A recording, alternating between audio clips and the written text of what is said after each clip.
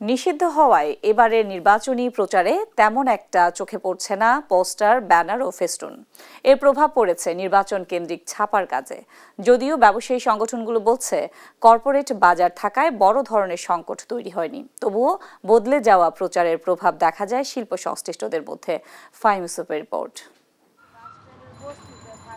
একসময় নির্বাচনের মৌসুম মানেই ছিল পোস্টার, ব্যানার আর ফেস্টুনে ছেয়ে যাওয়া শহর আর গ্রাম। নির্বাচনী প্রচারে এটা ছিল পরিচিত দৃশ্য। তবে ২০২৬ সালের জাতীয় নির্বাচনে বদলে গেছে সেই চিত্র।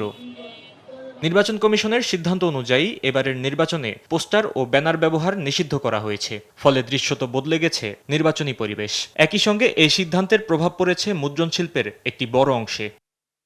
দেশে মুদ্রণ শিল্পের বাজার প্রায় ৩০,০০০ কোটি টাকা। এর একটি অংশ জুড়ে থাকে নির্বাচনী পোস্টার, লিফলেট ও ব্যানার ছাপার কাজ। শুধু নির্বাচন কেন্দ্রিক পোস্টার ছাপার বাজারই শত কোটি টাকার, যার প্রভাব পড়েছে ছাপাখানাগুলোতেও।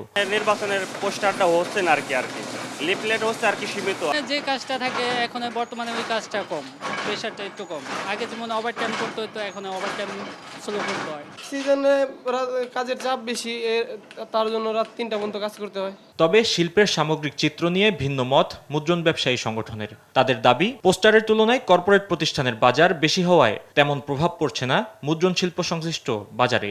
নির্বাচনের কারণে আমার প্রিন্টিং ব্যবসা বেশি একটা সমস্যা হবে না। প্রতীক বরাদ্দের পরে যাদেরকে হবে তারা লিফলেট করবে কিছু, আর ডিজিটাল ব্যানার যারা করে তাদের হয়তো বা কিছু বিজনেস হবে। কিছু কিছু প্রেস যারা ভালো ভালো লিফলেট করতে চায়, তারা আগ্রহী হয়, তাদের হয়তো বা কিছু থাকবে, কিন্তু এই লিফলেটে বেশি একটা প্রভাব ফেলে না আমাদেরকে। আমাদের প্রফিটেবল বিজনেসটা এরকম না। পোস্টার নিষিদ্ধ হওয়ায় মুদ্রণ শিল্পের কিছু শাখা কম ব্যস্ত হলেও চাপ বেড়েছে ডিজিটাল মুদ্রণ শিল্পের ওপর। তবে প্রচারের ধরন বদলালেও মুদ্রণ শিল্প তার জায়গা ধরে রাখতে পারবে বলে আশা সংশ্লিষ্টদের। ফাহিম ইউসুফ, দেশ টিভি, ঢাকা।